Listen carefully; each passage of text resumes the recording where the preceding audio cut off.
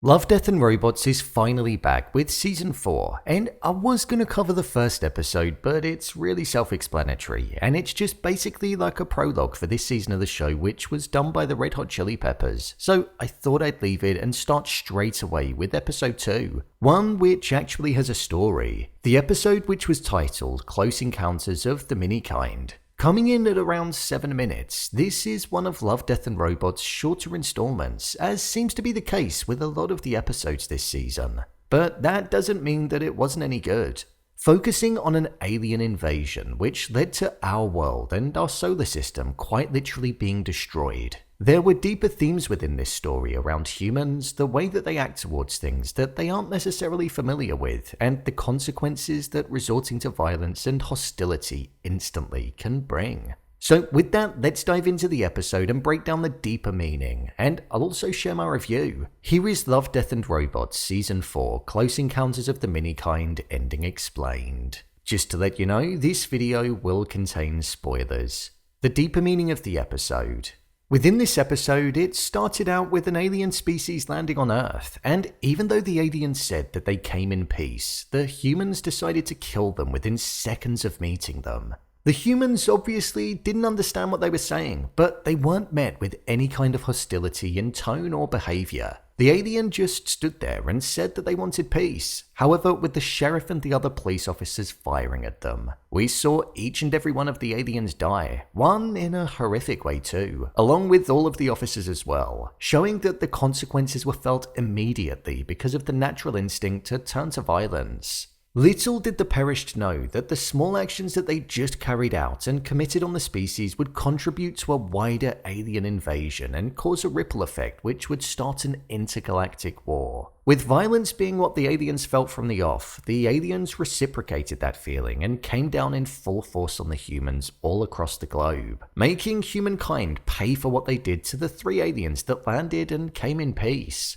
This battle was something that ensued throughout the entirety of the episode, with it going back and forth with who was reigning victorious. However, with the humans gaining the upper hand after many of them had been captured, the United States of Earth, as it was known by the end, had some of the aliens' weapons, and they tried to use it on the invaders. But it went terribly wrong, causing the ground to be fired at with several of these blasters, which ultimately caused Earth to implode and suck everything within our solar system. Meaning that there were no survivors at all, and that the actions of a few men on Earth caused a ripple effect that destroyed all life within our planet and all of those that were nearby. I feel like this episode was mainly a commentary on humans, the superior mindset that they have, and even though it was aliens that they were facing, people can be like that with each other if somebody is an outsider coming into a territory that they're not familiar with. If violence wasn't the first resort, then everybody would have most likely survived and the planet wouldn't have been destroyed. We don't know what the aliens truly wanted and were planning on doing, but the humans never got to find out because they didn't give them a chance. So it was something that made you question the morals behind the way people act sometimes to things that are alien to them. My review of the episode. I actually really enjoyed this episode. I thought it was extremely light-hearted in its approach and the story was exciting and easy to follow. The first line of dialogue in the episode made me laugh instantly due to the sound and tone of the characters' voices, but you could gauge the accent and tell that this character was your typical sheriff that you'd see in a movie. Follow my lead, boys, we'll be home in time for dinner was just comical because they all literally died minutes later. In terms of the way that this episode looked, it felt quite unique for a Love, Death and Robots episode as they've not really delved into that style before. So I thought it was a nice change. The scenes where the blood would come splattering out of the humans looked so fluid, clean and smooth, so it worked really well in getting the horrors of the humans and aliens' deaths across. One thing that I thought was really nice on the eye in this episode was the color palette and also the lighting. When I think of this episode, I think of the glowing red light that the blaster had, the eye of the spider robot, the purple hue of the beam that was taking the humans to the spacecraft, and even the neon lights in the cityscape. It was just a very vibrant episode that used color really well. The backdrop of the environment was often quite muted, but having those accented lights that glowed throughout was nice to watch. It was just a really glossy episode and it felt smooth and easy on the eye. Having us witnessing all of this happen from up high, almost like an original Grand Theft Auto game point of view, was something that kind of made it feel like we were watching it from the point of view from the aliens in the sky. Seeing the terrors that were unfolding and just being able to observe the behaviors. We got to see everything that was going on due to the position of the camera and the way that it would pan and sometimes zoom in a chaotic way. It complemented the atmosphere and I thought it added a really nice touch to it. The way that the battle progressed over time with the advantage going to the different sides and us seeing the humans winning at points, but then the aliens using advanced weapons and warfare that humans couldn't understand added tension, and for the most part I was sitting there wondering which side was actually going to end up winning.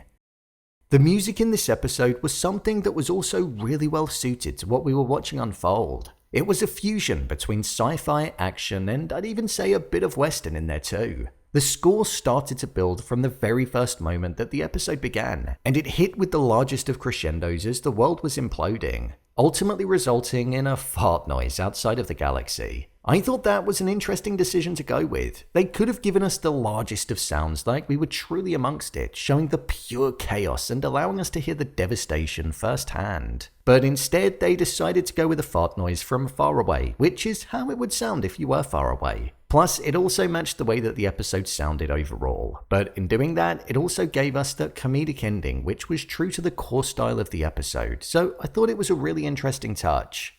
You could tell that comedy was at the heart of this episode with certain things that we saw, such as the guy who was going for the cow being taken and ultimately having done to him what he was doing to the cow. Plus, also the guy running out of the store and begging to be taken. That was a moment that made me laugh and also shake my head. I also thought the regional accents being picked up, even though the dialogue was so high-pitched and felt sped up, was a really cool touch. You could tell when they were in Scotland, England, and parts of the States just purely by the way that they sounded, so that was a job well done. In terms of the aliens in this episode, even though they came in peace, when they resorted to violence, they did look quite menacing. They were your stereotypical tall, grey-skinned, muffled-voiced aliens, but when they had their weapons in hand and they towered over everybody, they did look like a threat. I actually thought the creepiest thing was the large spider robot that was able to just kill in a way that looked like it could do it with ease.